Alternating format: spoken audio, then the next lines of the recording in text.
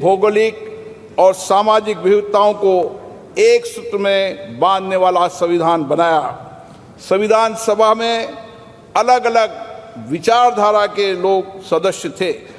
इसके बावजूद भी उन्होंने एक एक अनुच्छेद पर विचार किया, मंथन किया, पूरी गरिमा और मर्यादा से अपनी सहमति असहमति व्यक्त करते हुए संविधान की रचना की।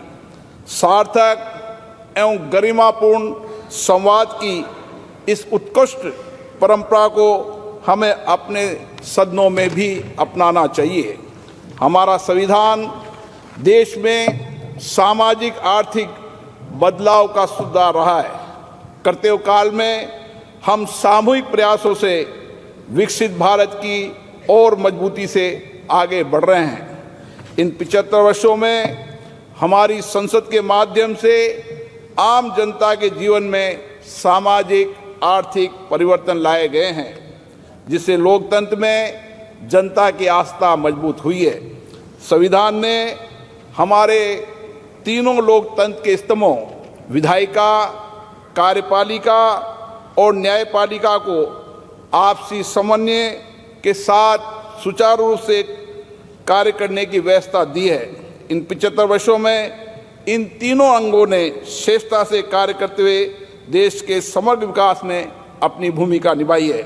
बाबा साहब अम्बेडकर जी ने कहा था, हमारा संविधान एक ऐसा दस्तावेज होना चाहिए जो न केवल हमारे देश की स्वतंत्रता और समानता की रक्षा करे, बल्कि हमारे देश के लोगों को एक साथ लाने में भी मदद करे। हमें बाबा साहब अम्बेडकर जी के इन्हीं शब्दों से हमारे महान संविधान निर्माताओं के भारतीय समाज के प्रति दृष्टिकोण को समझना चाहिए। हमारा संविधान वसुदेव कुटुंबकम यानी संपूर्ण विश्व एक परिवार है के सिद्धांत का अनुसरण करने की प्रेरणा देता है।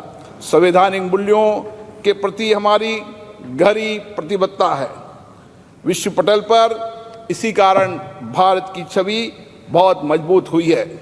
मैं सभी मान्य सांसदों से आग्रह करूंगा कि वह अपने अपने क्षेत्रों में संविधान के अंगीकार होने के 75 वर्ष को जनता की सहभागिता के साथ एक उत्सव के रूप में मनाए, जिससे राष्ट्रप्रथम की भावना और अधिक सुदृढ़ हो। जय हिंद। धन्यवाद मान्यवर। माननीय विशिष्टगण, भारत दुनिया का सबसे बड़ा लोकतंत्र है और संविधान हमारा ग्रंथ है।